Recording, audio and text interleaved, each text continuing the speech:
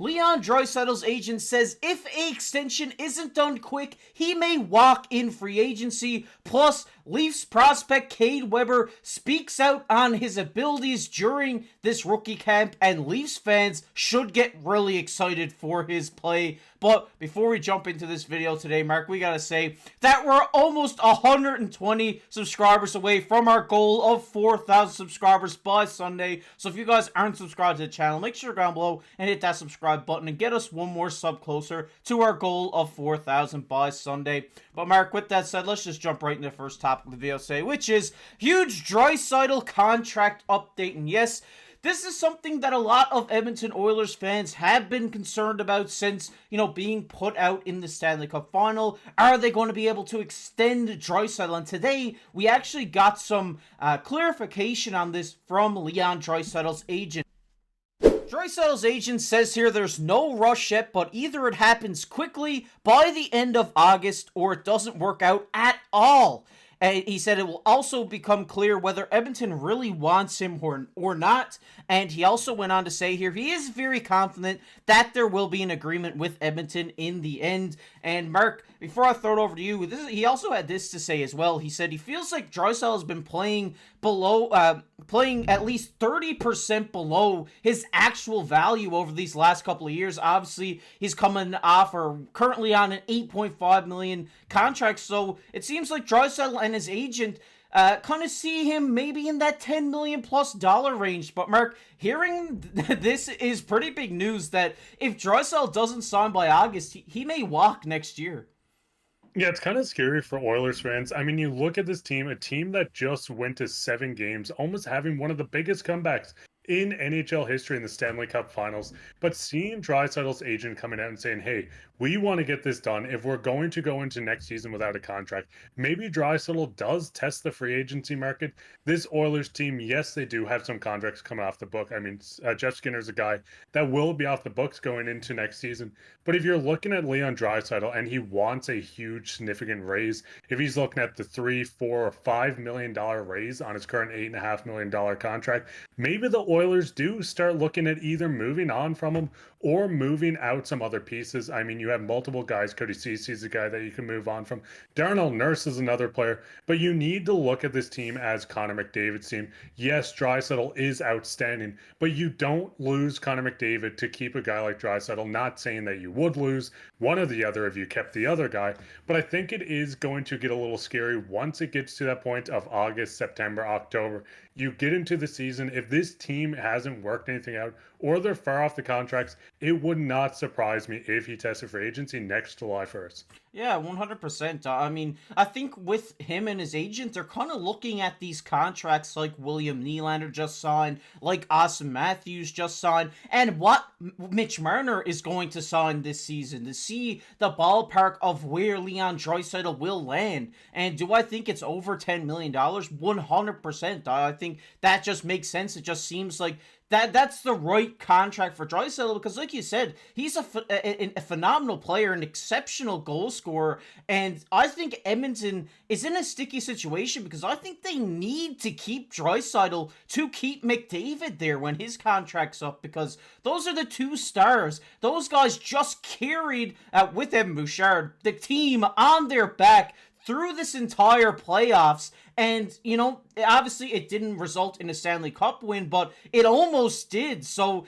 you want to keep this guy around because now you're proven that you can get to the pinnacle of hockey just right at the cusp of almost winning the Stanley Cup. So why wouldn't you want him back to try to run it back again? Yeah, the biggest thing is if they don't get the contract done and they go on to, say, win the Stanley Cup or make the Stanley Cup Finals again, I think it gives Draisaitl another chance at wanting to re-sign, going for another cup or going for the cup if they don't win the Stanley Cup Finals. But the biggest thing is if this Oilers team goes into next season, underachieves, goes into the playoffs and gets knocked out in the first round or the second round, I think there's a strong chance that we could see him say, hey, I want to go to a contender. There could be a team opening up a ton of cap space. I mean, a team like the Rangers could clear up some cap. You might have the LA Kings emerging from the shadows as a contender as well. There's so many teams on the up and coming. Yes, the Oilers do still have time to be a competitive team, but a lot of their players are starting to get there in age. Not saying these guys are 35 plus, but you're getting a lot of these players at the end of their 20s into their 30s where they want to compete. They want to get that big contract. So if they don't have it done by August, I would be a little worried going into next season. Yeah, definitely. Because, hearing his agent say, like, it's going to see, they're basically saying the ball is in Edmonton's court, saying, if they really want this guy, then get it done by August. So then we don't need to worry about it going into next season.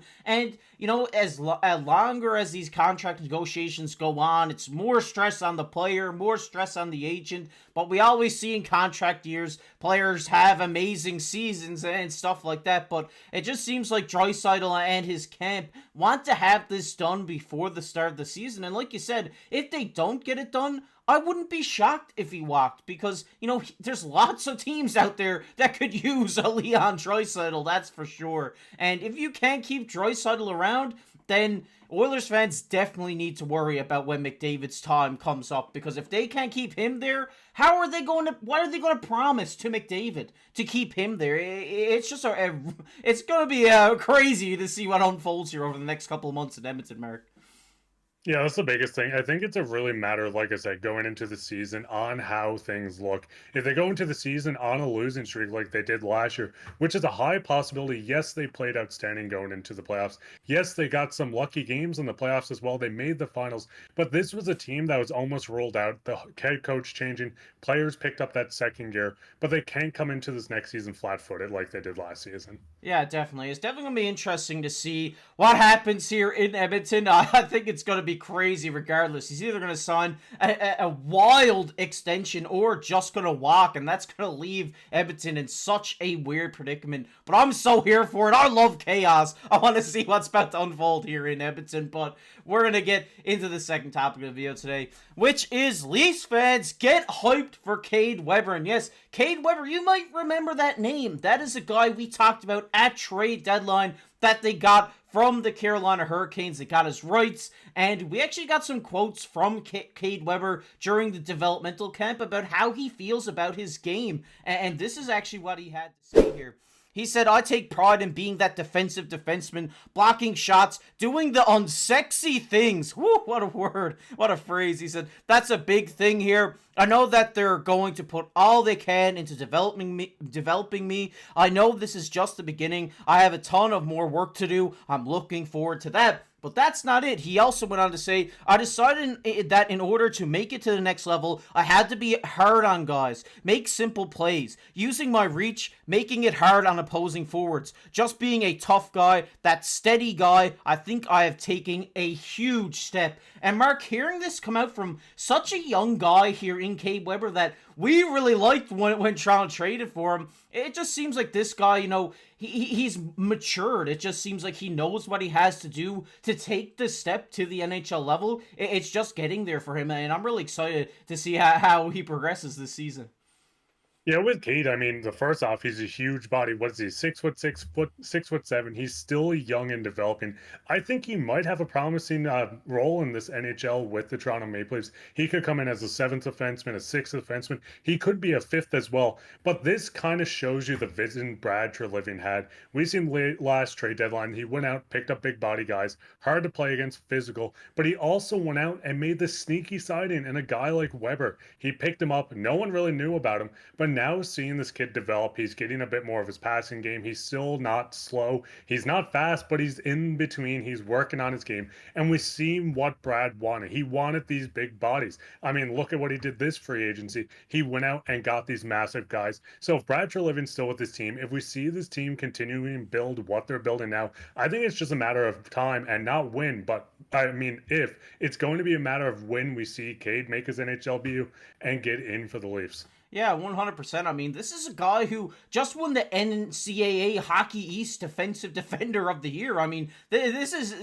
no chip off the block. I mean, this guy is amazing. He's great at what he does. And him knowing that, that's his game and that's what he needs to stick to make it to the next level is huge, because he can just keep getting better at the things he's already great at. And like you said, when he comes in to the Leafs, it's not if, it's when, because I think this guy is going to make this roster. It might not be this season, it may be next season. We'll have to see how he goes throughout this preseason and into camp, but I think this guy looks phenomenal just from the clips I've seen online from this developmental camp, him working on his shot blocking, him working on his poke checking skills and stuff. I mean, this guy is a hard worker and he's determined to get to the NHL level, and this is a guy, in a couple years, we're going to be talking about him being, the replacement for Chris Tanev, I think.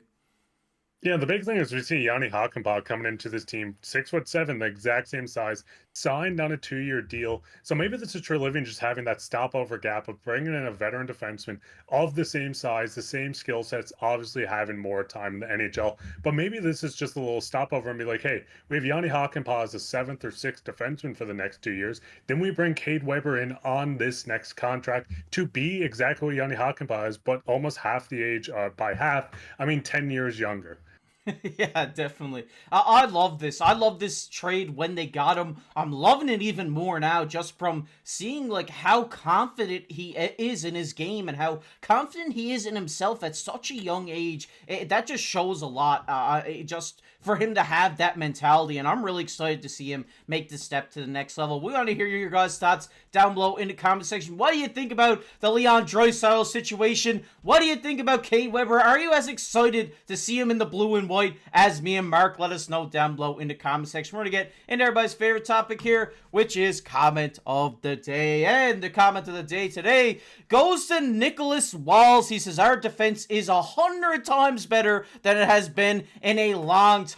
Shout out to you, Nicholas. Love seeing you supporting the channel by commenting down below. And you're not getting any disagreements here from us, because we are 100% on board with that. We think the Leafs defense is going to be tremendous. And once we get into the season and people start to see it in time and in fluid motion, I think a lot of people are going to start to see this, kind of wipe the wax from out of the corner of their eyes and kind of, find out that this team is actually good and this defense is 100 times better than what it's been in a long time. But shout out to you, Nicholas. Love seeing all your guys' comments down below. And if you guys enjoy this video, make sure down below hit that like button. It helps push these videos out to all the hockey fans on YouTube. Plus, comment on the video. You might be featured on the next comment of the day, just like our buddy Nicholas here today. Also, subscribe to the channel. Like we said, we are trying to hit 4,000 subscribers. It seems like we've been trying to hit that for such a long time, so please help us get there. We'd love to hit 4,000. We're almost coming up on a year of doing this, Mark. July 31st will be the 1 year special. So if we can get 4,000 subscribers by then,